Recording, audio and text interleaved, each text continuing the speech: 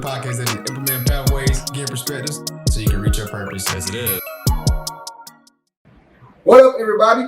This is the P3 podcast. P3! And this is the only podcast that is implementing pathways, getting perspectives, so you can reach your purpose. I'm your host, Holden Mazer, along with my other co-host. Beach, what up, people?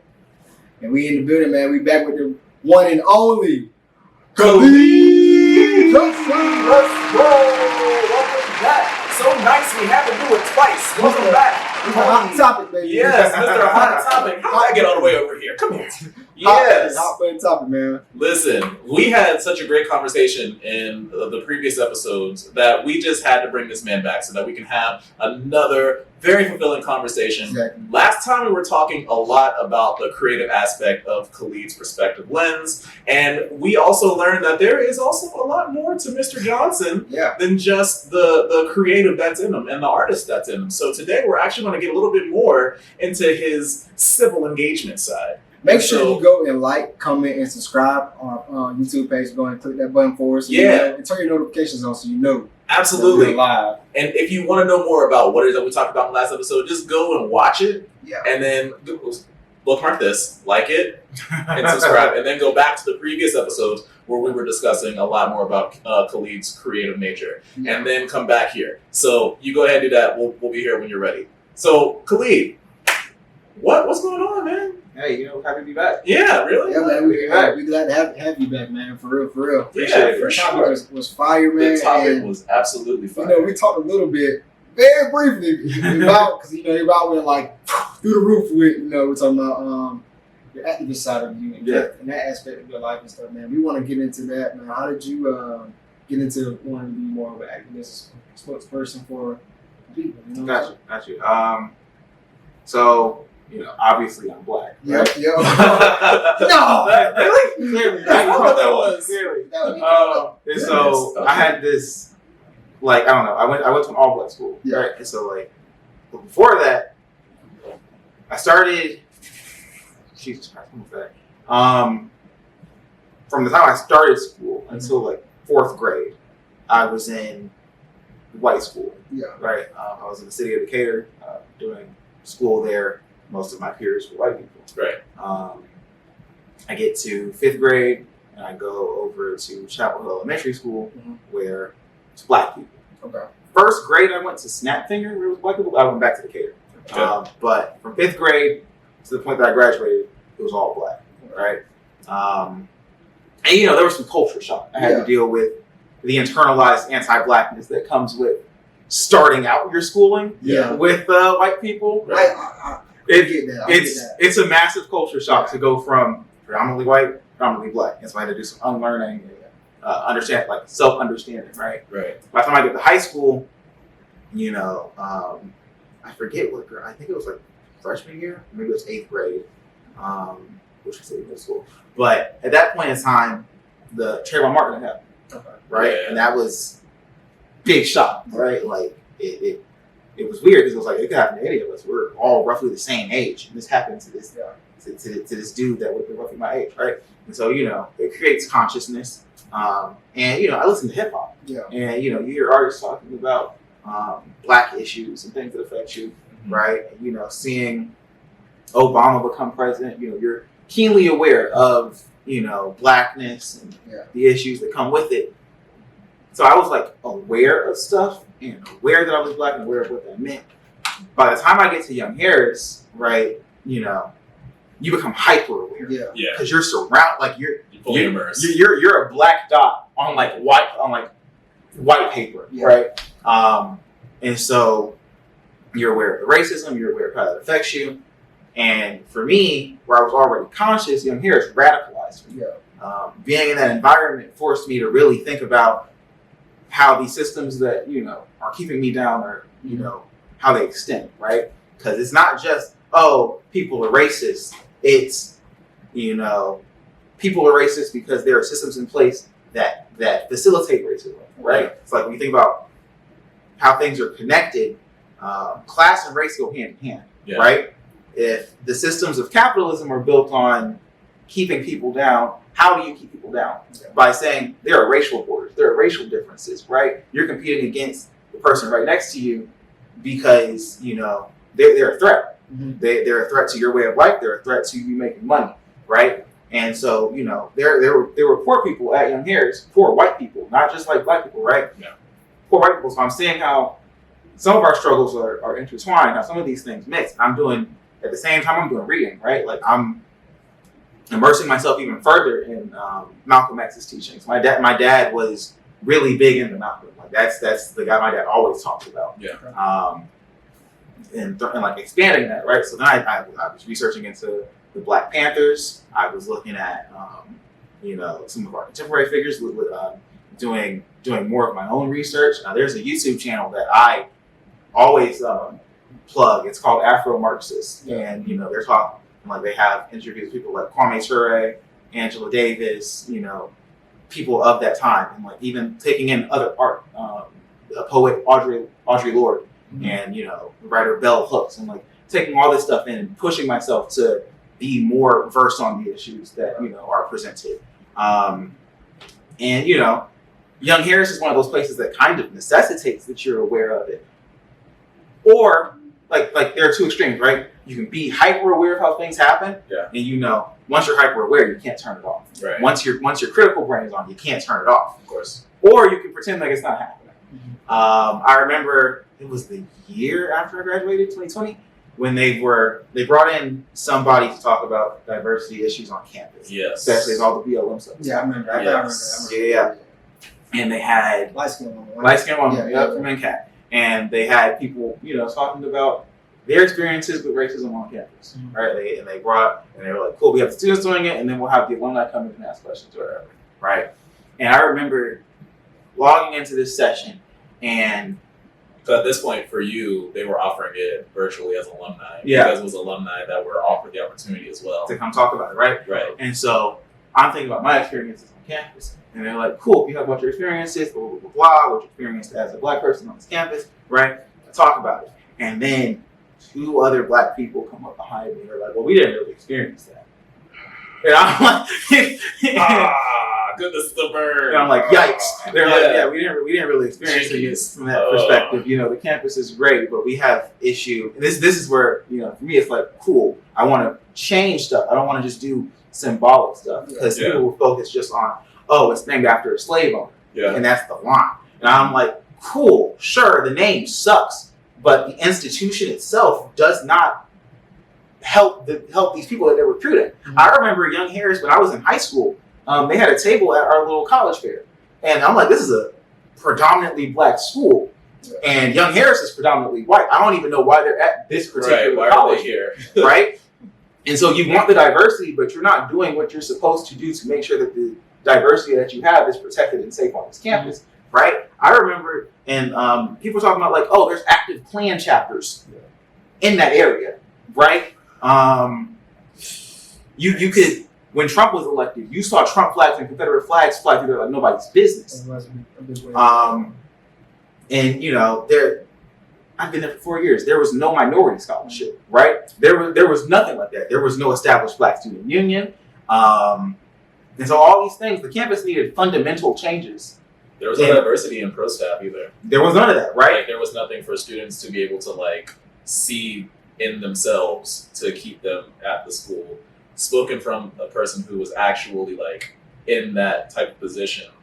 It's like I was there and it was me and Jackie who were like on the pro side, and there was Span and there was another faculty who was there representing on the faculty side. And then if there was another brown face and there was a brown face, it wasn't a black face. And so it's like seeing that, I can see a lot of what you're talking about in terms of like representation or lack thereof. And so like you're not represented. They don't really care to help protect you as a student on this campus, right? And so I remember, Jesus Christ, Black History Month, the year before my senior year, was run by white people and pretty much exclusively brought in white people to talk about Black issues. Yeah. And I ain't like that. They didn't do any other kind of programming for Black History Month, but you have Black students. You want the diversity, but you don't want to do the work, right? And for me, I'm like, well, no, let's change stuff, right? What can we do? And so, you know, there were pushes from committees of me and other people, Gene and Jackie, where we had actual Black History Month programming. Yeah. And then the BSU got created, and you know, we started to you got to make the change that you want to see. You got to be willing to like step out there for it. I remember when I was like getting paperwork together for the BSU. It was me, Alita, and Xavier. And you know, Xavier was, you know, he was just helping me make sure the documents and stuff were good to go, right? And a black woman on campus, not like a black student on campus, was like, you know, you might be a bit too radical for the school. I remember that conversation. I remember that. I'm like, as he's telling the story, I'm just like, what is he talking about? What is it? And he's like, oh, I remember now. Yeah, no. The words were, you're giving Malcolm X, and the school probably needs an MLK. And I was like, I can take it up. You know, I'm being nice. Yeah, if only I'm being nice. Oh goodness. But you know, at a certain point, you become like hyper aware of how these things are playing, right? Yeah. And just for the people out there, Khalid's not. I don't think he's not trying to bash Young Harris. Not at all. No, he's not. He's not just totally anti-white. No, not at all. It's not. So just put that out. Just to clarify, clarification purposes, there's no bashing taking place. Just to clarify, right? I'm pro-black, but me being pro-black does not mean I'm anti-white. Okay, in the slightest. That's all right. We got it on tape. We're good. good. Go ahead. I'm gonna put it out there. I'm not anti-white. All right. Make sure this stays in the tape.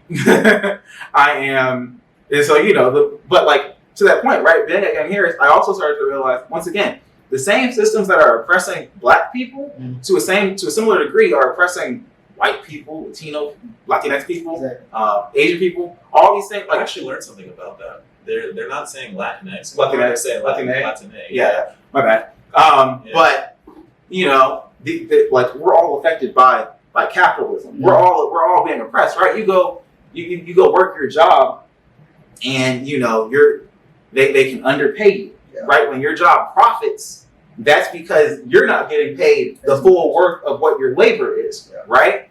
You can't maybe start with that conversation. You got tons of jobs, and you know you got tons of job creep happening where they're like, how can we sandwich multiple jobs into one position for the pay of one position, right?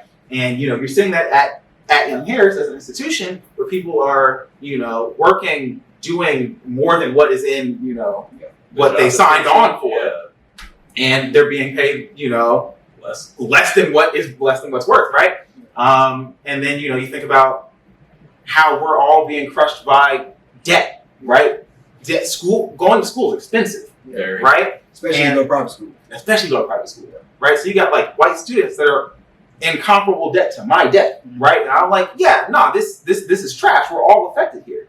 And so you know, as I think about how much debt I'm personally in, I think about, you know, everyone, right? And you have people that are opposed to loan forgiveness, but I'm like, nah, Joseph, this is not my problem. This is above me now, bro. You gotta get it, Joseph. You gotta get it in blood, bro. This is together. Come on. You gotta come like face to face to me for it. But you know, like we're all affected by these things, right? And the more I thought about it, the more I thought about how these things connected, the more I was like, nah, stuff has to change, right?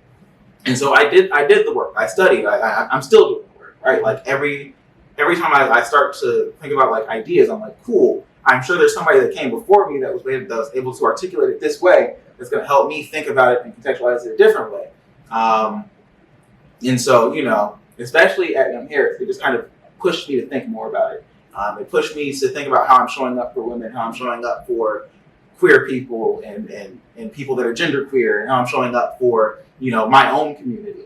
And you know, I do my best to be as active as possible. There are people that are doing different work and, you know, more frontline work than I am, and I acknowledge that. You feel me?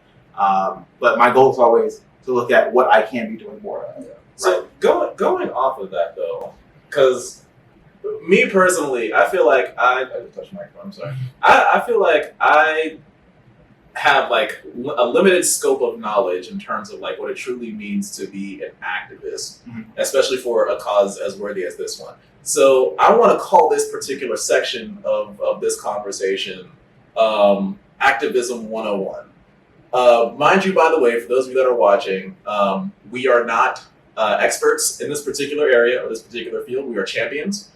We support this 100% because it is something that resonates with us and it's something that we can identify with personally. And so in us talking about this, we are not saying that we are the perfectionists or we are the experts in this particular subject matter, just that there is some relevant experience. Okay, back to our show. So with that being said, what would you say is like basic foundation of what people need to know if this is something that they're interested in or they say that this is what they want to do? Like, what is the baseline? This is what I need to know. I know nothing else, but this is what I need to know. I mean, you gotta know what you can do, right? You have to know what you have the ability to do. Yeah. And you have to be knowledgeable about the things that. So, like, for example, right? There's always the case of people speaking up for people, But they don't know and they don't know what they're talking about, exactly. Yeah. or they have a limited scope. And so, for many people, it's educating yourself. Speaking to people, talking to people that have these experiences, and knowing for a fact, taking into account other people's experiences to kind of better inform yourself. See, and I'm glad that you said that because I would say me and you, your experiences at, guys, we talked about this a couple weeks back. We talked about this about your experience with like the car accident and all that stuff, like whatever. But my time at Young Harris was a little different. I didn't have those particular situations. That doesn't mean those situations didn't happen.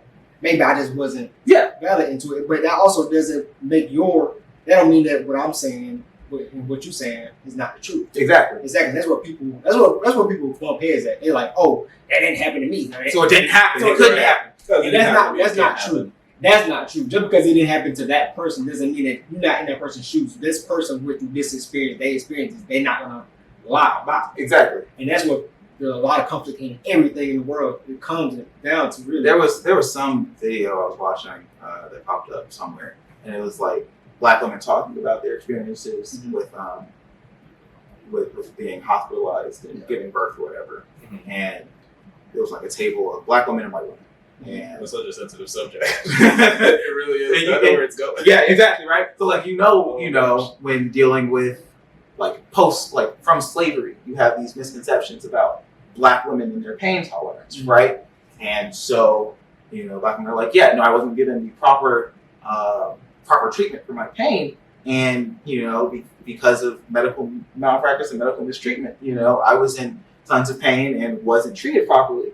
And the white women at the table, not all of them, of course, because there were a few that were like, let them talk about their experiences, but there were a handful of white women at the table that were like, well, you can't prove that it happened. When I was in the hospital, I also was in pain, and so it becomes like a weird oppression Olympics instead of just listening, acknowledging, and taking it into account when thinking about your own experiences and your own perspective. But see, a lot of people in the world think of the way the world is a very emotional world, especially in today's age. Yeah. A lot of people don't think logically about things, about situations. They think emotionally. So first trigger word that they hear, they go running. I got to respond. Exactly. So that's why, just when I say that, let's go ahead and clarify to the people that you're not anti-white. The second that I say something, it's like taking it all away. Because people hear what you say and they get upset and like, they can't, because he hates white people. Right. Yeah, it's like the world is full of that's not the truth. That's not really the truth. The trigger words will set people off and they make them think emotionally instead of thinking logically. Yeah, and so the first step, for any kind of being an activist or being an advocate or anything like that is just you need to know what you're talking about, and you need to be willing to take in different perspectives to educate yourself. Exactly. That keep the hammer on the head for real. That was perfect what you just said about being able to see other perspectives. But I also think that, tell me if I'm wrong, the person that can be you think an activist can be a person can mold into an activist, or it has to be in them from the beginning? That's a good question. That's a good question. To be an activist already, like you obviously have a passion and what pathway you want to take with your activism. Mm-hmm. I think everybody has things they're passionate about, right? Yeah. And so activism can exist in like a ton of different ways, right? Mm-hmm. So for me, I've discussed it with friends before, where it's like there are things that you're going to be more passionate about than others, or be more locked into than others because they affect you personally, right?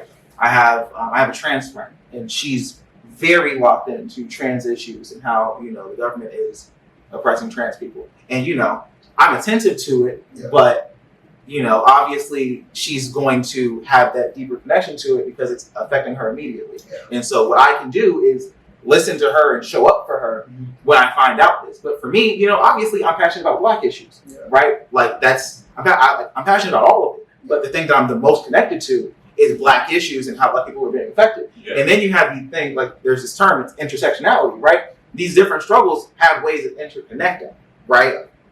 And so if you're Black and queer and poor, right? You got three ways that you're being oppressed. You're being oppressed because of your race. You're being oppressed because of your sexuality or gender identity, and you're being oppressed because of your finances and your class position, right? And so like I'm Black and working class. Yeah. So that's two ways that I'm being affected by the system, right? And those are two things that I'm going to be acutely aware of.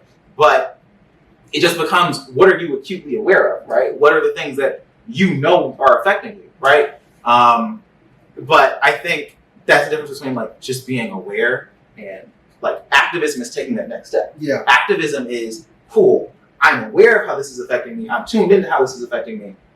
What can I do about it? Yeah. What changes can I do? Like how can I push to fix the things that are affecting me, right? And I think anybody can do it. I don't think it's a thing that you're born into or a thing that you just have innate in you. I think it becomes a thing of how passionate about are you about these things that are creating these problems, right? Are you interested at all in changing them? And this becomes the issue with like the American dream as a concept, where it's like anybody can be a billionaire. Right. If you work hard enough and pull yourself up by the bootstraps. If you're out here busting your ass every day, you'll eventually get rich. But that's not true, right? It's a dice roll. It's like the lottery. Especially now, right? Yeah. So there's all this wealth inequality, but there are people that are so indoctrinated into the idea that I'm gonna be the lucky person. It's gonna be me. I'm gonna get lucky. Screw everybody else, right? And like you see that pop up. That's where it gets twisted. When everybody's like, they're so self-serving in that regard, where it's like, I'm going to be the lucky one, so forget everybody else. Everybody else. It's like, I don't think that's how that's supposed to work. It's like, you're going to be the lucky one, yes, but it's because you're also not just looking out for yourself, but you're looking out for the people that's going to be coming behind you. No one ever thinks about what happens after they achieve something, just that they've achieved it. It's like, what do you have now that you have this? Hey, a mansion with like 15 bedrooms. And then when you leave this place, what's going to happen to it? Who cares? Exactly. So like, cool. I'm about to swing out why I like Beyonce. I'm a Beyonce fan. All right. But I'm about to get on the Carters real quick. Watch this lightning strike real quick. You forgot whose house you in. I know. I love Beyonce. That vinyl over there? I love Beyonce. I love Lemonade. I love Renaissance. You feel me? Mm-hmm. And Jay-Z. Homecoming. You feel me? All of it. I like Beyonce. Right. Mm-hmm. Beyonce's a billionaire. You cannot be a good billionaire. You cannot be an ethical billionaire. You are oppressing someone. When you think about Jay-Z and how Jay-Z made his money, right? Homeboy was selling crack to his community, a poor community. Yeah. People that were already underserved and disproportionately affected by the government. When you think about how crack got into the Black community in the first place, that's government targeting with the goals of keeping Black people especially down, right? And Jay-Z was directly contributing to this. When Jay-Z started his record label, when you look at Dame Dash, right? Mm-hmm. Dame Dash got screwed over by Jay. Mm-hmm. And so, Jay's making his money by oppressing other people, by screwing over other people. Beyonce, when she's at the front of Destiny's Child, most people are getting pushed to the back and their spotlight's getting lesser and lesser because B's shout out to Kelly and Michelle. Shout out to Kelly and Michelle. But B's picking up all the spotlight, right? Who's getting screwed over? When B whenever they have like a clothing line come out, right? Who's making those clothes? You think about Rihanna and Fenty, right? Who's making that underwear? Who's making those products, right? And I love Rihanna. Rihanna also screwed up because she put Johnny Depp on the Fenty show. You feel me? But like, who's getting screwed over? Who's being underpaid? All right, so like Rihanna, she just like announced that. Well, it hasn't been formally announced, but it's like floating around that like Johnny Depp. Especially if it's like Never Heard stuff, is going to be on the Savage runway, right? Yeah. And like, of Cool. When you think about who that's directly affecting, or the message that sends out, right? And who you're allying yourself with, yeah, that's directly, having impacts or ripple effects in a different kind of way, but it's still oppressing some people for that to be the case, right? Right. But people's more specifically, for folks to have this kind of wealth, people are getting screwed over. People are being underpaid. People are being overworked. And their labor being undervalued. That's what's happening, right? And so, there was the guy behind Patagonia, that it's like hiking wear or whatever it is. Yeah. He announced that he was going to be donating his fortune to charity, right? But then you think about how these charities are set up. Do y'all know the difference between a 501c3 and a 501c4? I know I don't. 501c3, but not 501c4. Man, most of the people not gonna know what it's going to explain. So- I would say go ahead for the people that's watching. All right. So I'm about to butcher this a little bit, right? But a 501c3 is just like a charity property, right? Mm. Right, like you're giving to it, and it's like a verified, just charitable organization, right? You don't have any control or any say over where that money goes after that. It just kind of sits there, it's used up. 501c4, however, that allows people to be lobbyists and to pay for political change. Yeah. Right? So 501c3, you can't use it for super PACs for lobbying for any of that. Yeah. 501c4, you can, right? So the Patagonia billionaire was like, I'm giving it all to charity. The charity he gives it to. Was that air quotes? Charity. Because he gives it to. I just want to make sure that I saw that. Yeah, no. You can follow me, right? So he puts it in a 501c4. Okay. Which means that whenever he goes, Yes. right? Whenever he bites it, Yes. his kids and his kids' kids will have political influence because of where that money is. They will have the money to pay into super PACs, to pay lobbyists, to make sure that whatever they need to ensure that they stay rich Yeah. and have this political control is always going to stay right there. That's crazy. And P3 folks, That's learn deep. something new every day. That's deep, but You'll you learn know that's something kind of the stuff that people think.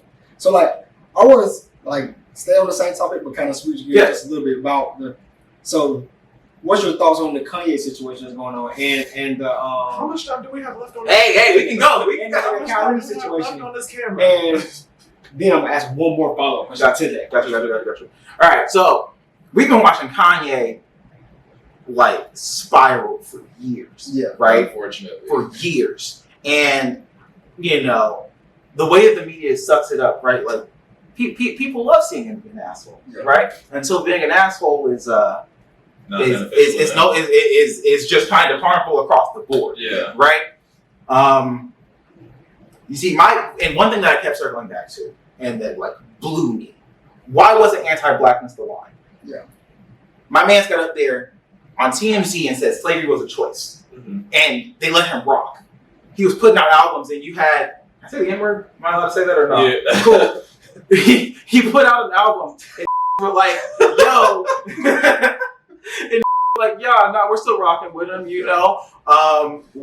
you think about who sets the who controls the pendulum for hip hop and what's popular. It's not us. It's not.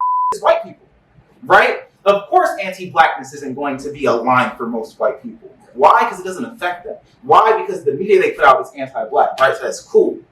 But when you think about, anti-Semitism, which I will never undermine, because the Holocaust, it wiped out the population of Semitic people, of Jewish people, by I think more than half. I think there were 14 million Jews at the point in time the Holocaust happened, and then they were left with 4 million. That number has only climbed back to 6 million, right? That did irreparable damage to Jewish people, to that population, to that culture, right? And so, I always want to give respect to that. Yeah. But had we deplatformed him when he was anti-black, he wouldn't have had the platform to be anti-Semitic. Yeah, that is true. That's true. And, I know there's this whole Hotep ideology about black people, and this is where we're going to get to the Kyrie bit, right? About black people being the real Jews or the real Hebrews because of biblical supported whatever, right? I think because of how much black people have suffered, Yeah. Right? For 400 years, for the entire time that we've been, like, since colonialism, right? We've suffered so much, and we need a way to make us feel like it was for something. When you think about Christianity, right? And this might step on some toes. I know that you're a Christian. I apologize. Well, listen, I'm a believer, yes. However, the term of Christianity has gone through so much turmoil and has been twisted and shifted. And it's like, I have my beliefs and I stand firm in those.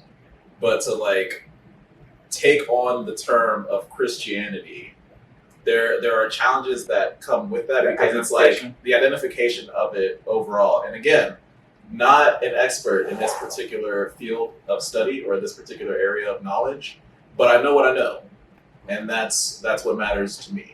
So if there's something that you have to say about said topic, let me swing out. this is your opinion anyway. Who am I to your perspective? It's literally your perspective. It's one of the keys of the keys. Cool. Let me swing out then. All right. So you look at Job, right? Come on, Job.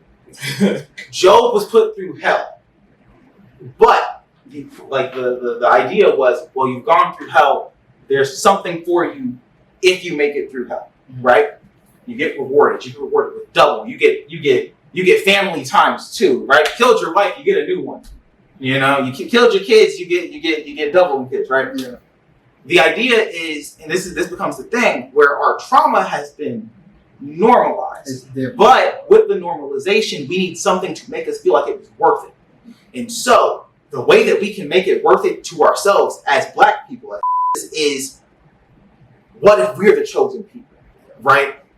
What if we are the Hebrews that were supposed to make it to the promised land? Then slavery, right? Then civil rights, then BLM will all have been worth it. And I think it becomes us as a people grappling with our place in the grand scheme of things. And we need to insert ourselves into these narratives to kind of find that value. Yeah. And I don't think we need it, right? Black people in and of ourselves, one thing about us is we're gonna persevere. That's true. Yeah. Right? We gonna find a way to laugh about the shit. Right? Like, right. You know, like stuff happens and we're cracking jokes. We're making it livable for ourselves. Yeah. Right? You have policing, you have crack, you have systemic oppression, you have poverty, right? All these things that keep us down, and we're still here. Yeah. We don't need some chosen prophecy to make our lives have value or worth it. But because of, you know, the way that we've been inundated into, you know, our belief systems, right? Like the way we got Christianity was through slavery, right? But that's what we've known.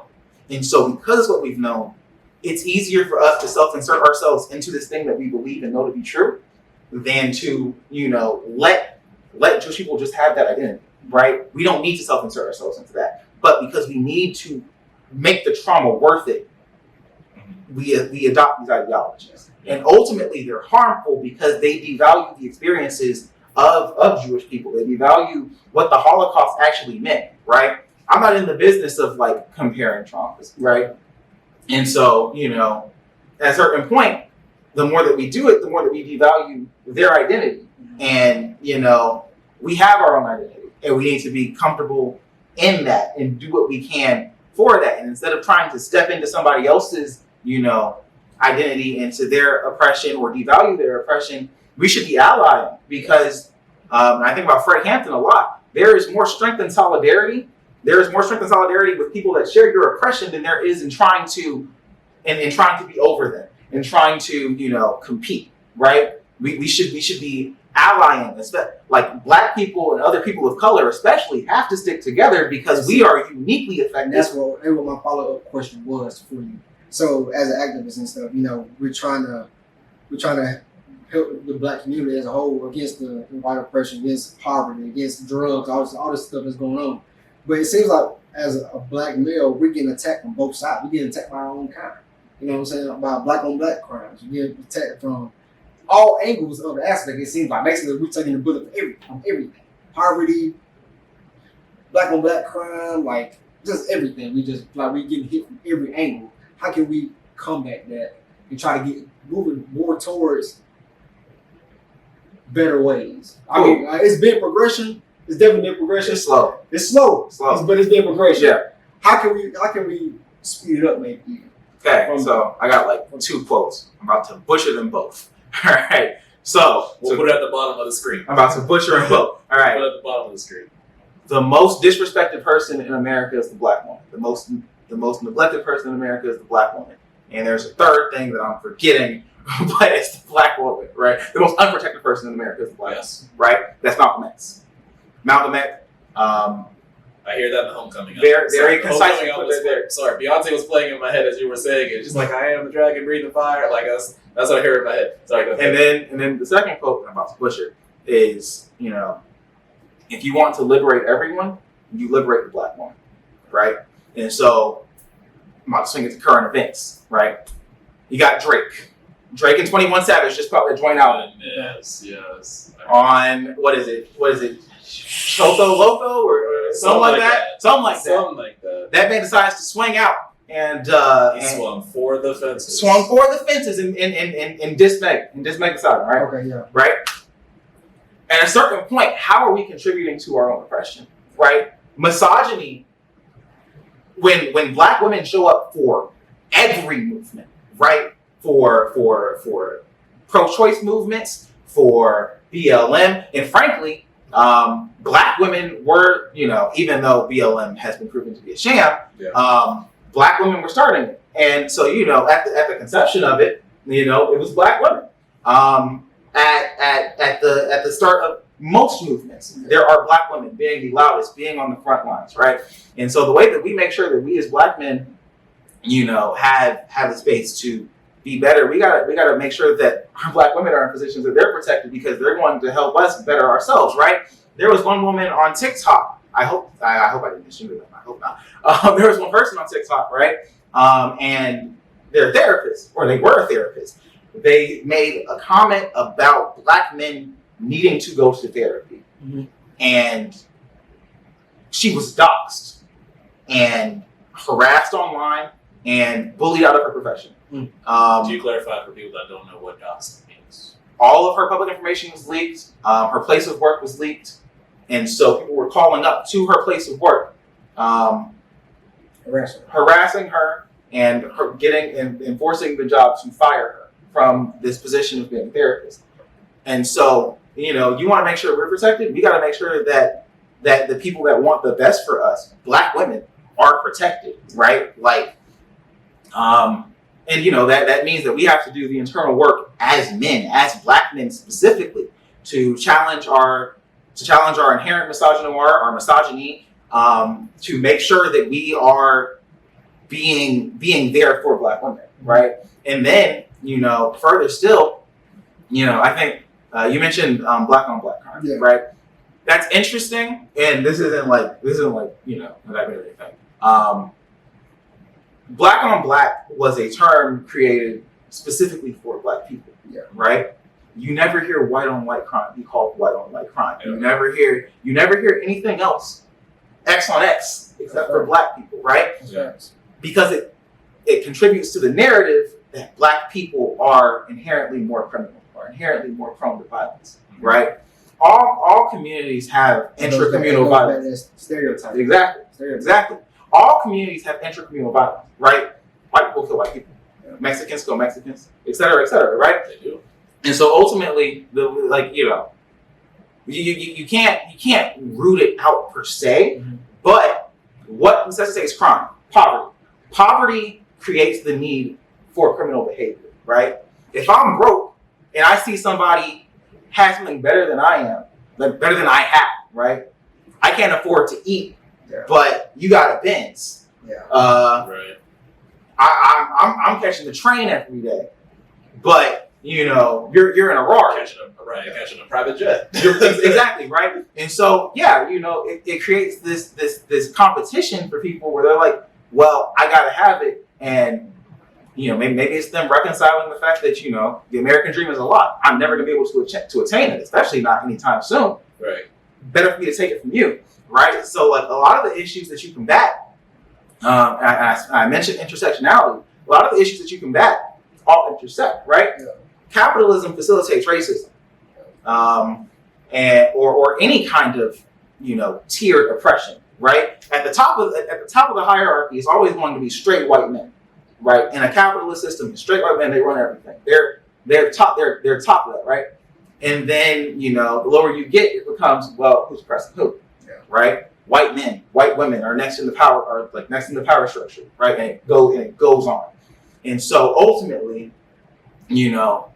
as a man, as a white man, I got to extract my ability to oppress people, right? It keeps me on top. How do I reinforce that I'm on top, if not by somebody else being below me, right? And as black men, we're not much higher than anybody on that ladder, right? Who we are higher than? Black women. And so you see a lot of vitriol come from black men to black women. And so ultimately, we got to be aware of the systems that are all affecting us, right? And so if we show up for black women, they show up for us, and we can start dismantling the systems that are oppressing black women. And then, it goes from there. So I think the first thing we do is start addressing our misogyny, and especially our misogynoir, right? If we treat black women better, society gets better. Like, we start to see that. Okay. Yeah, something got a question you want to drop? I had like a bunch of them, but this man is just so insightful. Where do I even begin?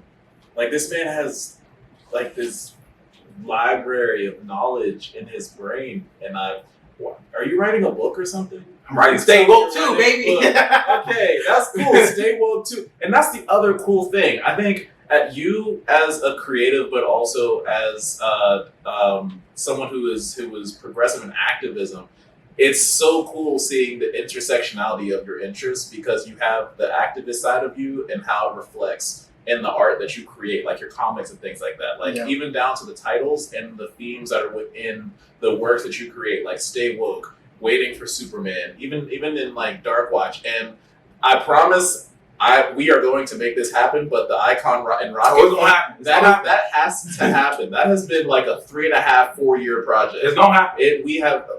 I'm sorry, I got on a whole tangent because I don't know about that. But it's just like, back to the topic at hand, seeing your activism side reflected in the work that you do is like, it's such a unique way, because it's not like you're out with a bullhorn yelling, tear down the walls of misogyny and the patriotic establishment. Like, you're not doing that, but at the same time, you're making some kind of an impact where people don't realize this is what you're trying to do, but they're also like taking it in a way that's digestible, where it doesn't necessarily turn them off. Like, you're dumping them into a boiling hot pot of water or something.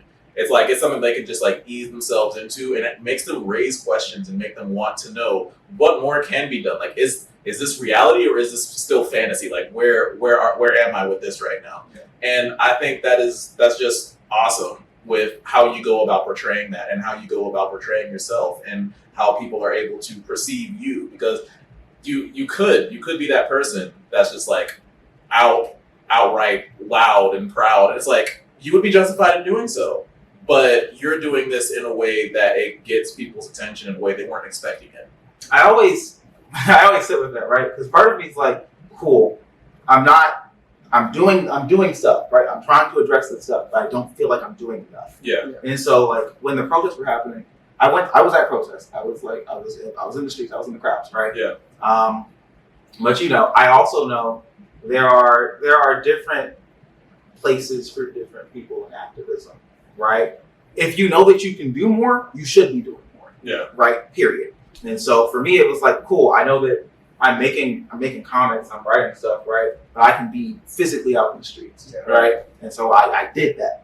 But that's what I'm saying. Like, the cool thing is that you're doing it your way, though. Yeah, exactly. Like, you're not doing it in a way that other people are expecting you to do something. It's like, I feel like that's also where a lot of people who have this kind of interest fall off, because they feel like they have to march to some beat of another drum that has nothing to do with who they are as a person. Like, if you aren't the kind of person to be in large crowds of people, but you're able to like send emails or send like phone calls or make phone calls or something, then that's your way to contribute. You don't have to contribute like everybody else. It's more so of creating a well-rounded experience, like attacking from all points. I today, because I was thinking about Stay Woke in particular, as I'm like working towards the rest of the story, and are you familiar with Sun Ra?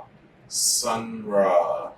He was a musician and a That poet. name sounds really familiar. He I think Solange definitely names him as one of her influences. Yeah. But he's often heralded as like one of the pioneering thoughts of Afrofuturism. Yeah. Right. And just for clarification, Afrofuturism is it's like this intersection of science and culture, and thinking about Black futures. Right. It's imagining a future with and for Black people. Okay. Right. And so he's like one of like the pioneers. And I recently found out that he had a film around. So he had this album first. It was called "Space Is the Place." Yeah. And then he had a film that I just found out about today of the same name. And so it's rooted in this idea about Blackness and how Black people are oppressed by these different systems, pimping, drug usage, poverty, et cetera, right? And this idea was creating a space for Black people to escape our oppression. Space is the place. Let's leave Earth and find ourselves a better planet, right? And so rooted in this like sci-fi kind of nature of things, but to it, he was talking like in the film. There's this idea that music is an aid to transport people, right? And so I think I'm about to like swing out really radical here. For revolution, for successful revolution, obviously there are steps, and I think you raise consciousness through things like music, through things like TV and film, through things like college. I think that's the way to raise consciousness. I do agree with you, man, because it brings people together. Helps them think about things. But I don't think it can be the only step, right? Like you need cool. If I've influenced you to think about cool, I'm being oppressed, and these are the ways in which I'm being oppressed. But this is another way for me to think about things. What are my next steps? Right? It can't just be I read the book, I'm woke now. Yeah. Right? It has to be what do I do now that I am now that I woke? know this. Right? Now that I know, what do I go out and do? Right. Exactly. Right? And so cool. Hopefully that does bleed out into now we're on the streets. Now we're making phone calls. Now we're seeing what we can do at our local local elections at our colleges. Yeah. Right? I think about there was in the Malcolm X film. Right? I'm not sure if it was deleted. I think it was a deleted scene. I think it was. I'm not sure. But that's a tangent. In the beginning of Malcolm being, joining the NOI in this film, he talks about it in the book. There was a white girl at a university that he was lecturing at, and she asked, "What can I do?" And he dismissed her out of hand, and he said, "Nothing, because you're white." Right? Spike Lee, and in the book, Malcolm, reflects on this and is like, I wish I would have had a chance to talk to that girl again, now that I know more, and be able to tell her it starts at home, right? Yeah. The activism, any kind of radical anything starts at home. I was just going to ask that. What's the next steps for the other races and stuff to be able to understand where we're coming from in certain situations? That they see it, but they don't, like you said, they don't understand it because they're like, oh well, why is that such a big deal? This is why it's a big deal, right? And it starts at home, right? Yeah. Like, cool. If you're at home and Pawpaw is saying something like out of pocket, really racist, completely, or really homophobic or whatever, right? And you know better, do better. Have that conversation.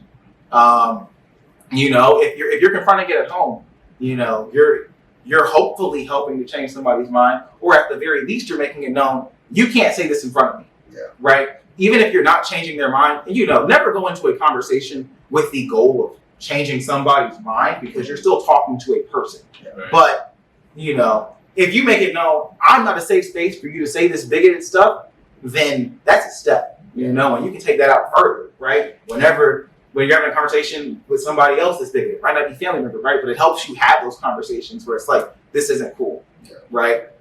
I try to actively practice this In my personal life, like, you know, whenever I've heard anything that's out of pocket, I want to challenge it because, you know, I want to make, if you know better, you should do better and you should help people do better.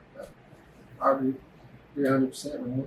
That's fire for real. My goodness, what a conversation. What a conversation. The activist himself. So, Khalid Johnson. just to give everybody just a quick little summary of things the tools that you need to be more aware, more of an activist, and even for other people that's in like different races, different cultures, or being oppressed in different ways. Mm-hmm. With some like closing notes that you would give them.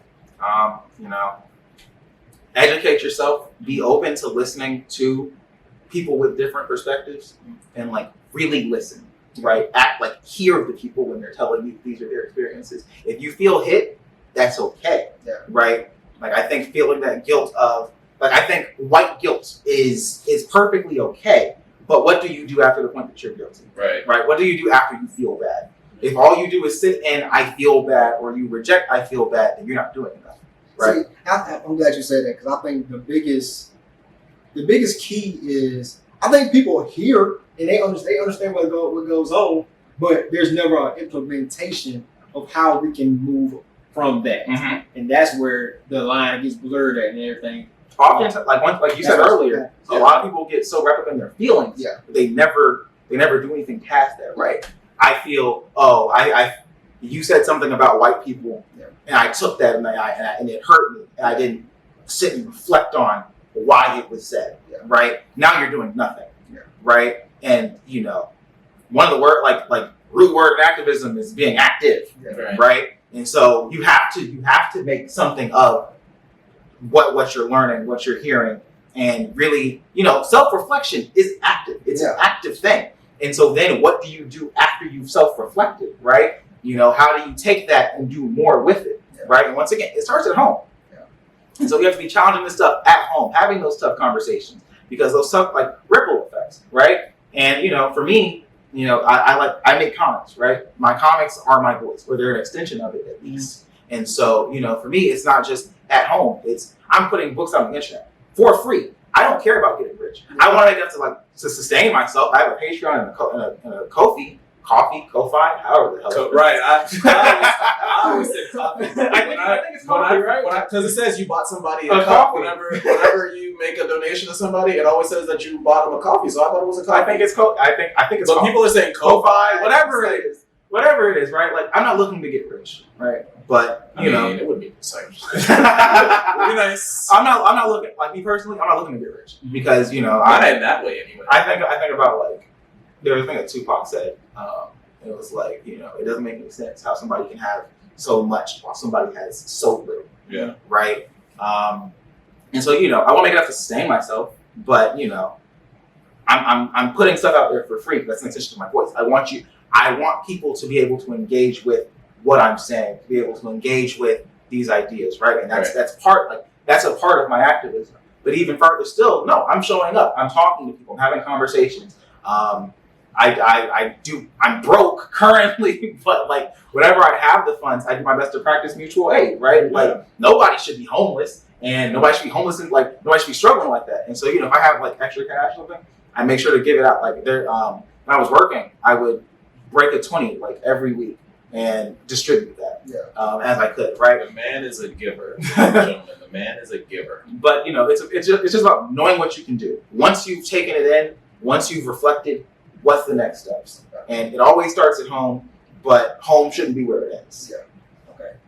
So man, that's fire, man. I hope y'all listening got some good knowledge today, for real. For sure. The Khalid Johnson. Tell me where they can find you at, man. Hold on, before you even get into that, you need some redemption, because the last time you came here, you played this game and you got 9 out of 15. So it's time for some redemption. Right, we're going to spit some hot fire, some rapid fire questions. You got 15 seconds to answer as many questions as possible.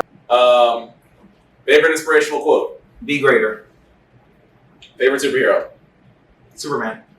Who's your Mount Rushmore of creators? Jim Lee, Dwayne McDuffie, Ben Passmore. You talking about those comic creators? No, creators. Darn it. Oh man. Okay, so you got Way less than last time. Yeah. 1, 2. With more time. I gave him 4, more time than last one, I ain't gonna lie. Yeah, he did. Jeez, He asking did. for a dictionary. I know. And like, it got to be rapid fire. I know, it was rapid fire. I meant to say that he had like a time limit to answer as many as possible. That's what I meant to do in the last round. We need to give him like 45 seconds next time. 45 seconds? No, No, fuck that. Questions, because the questions are like, they pretty long. All right, 30 seconds next time. You get 30 seconds next time. That just means he has to come back to the show. Ladies and gentlemen, the Khalid Johnson. Tell them where they can find you at, man. Where can they find you? All right, so I'm on Instagram at KhalidJ16. I'm on Twitter at KhalidJohnson11. My website is KhalidJohnson.com. That's www.khalidjohnson.com. On there are links to my Patreon and my Coffee, Ko-Fi, whatever the hell you pronounce it. That is. And buy him some. Hey, look, Patreon gets like exclusive, so you get to see stuff early. My comic Monumental. Oh, we need that to be releases patrons. in April. Well, then we need to be Definitely not.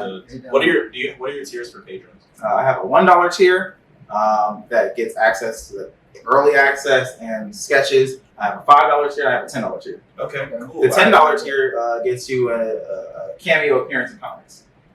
Make sure you send us that listen. link so we can get it. Spoken from a person who was in that particular role. You want that. Send that to us so we can go in. So when we preview everything, we can go and drop that with it too. Yeah, everybody for tap sure. in, so everybody tap in with you, man, for real, man. Gotcha. Beach, where they can find you at, man. Listen, you guys can find me on Instagram at BEEJ_LY because Beach loves you. And if you want to also subscribe to my YouTube channel because I got one of those too, you can search YouTube for Beachly Clips TV. That is my name, Beachly, with clips and TV. You can find me on Instagram at Baisden_H1. That's PAISDEN, the letter H and the number 1. And you can find us on the P3 podcast. At P3 Podcast. Is it P3 _podcast?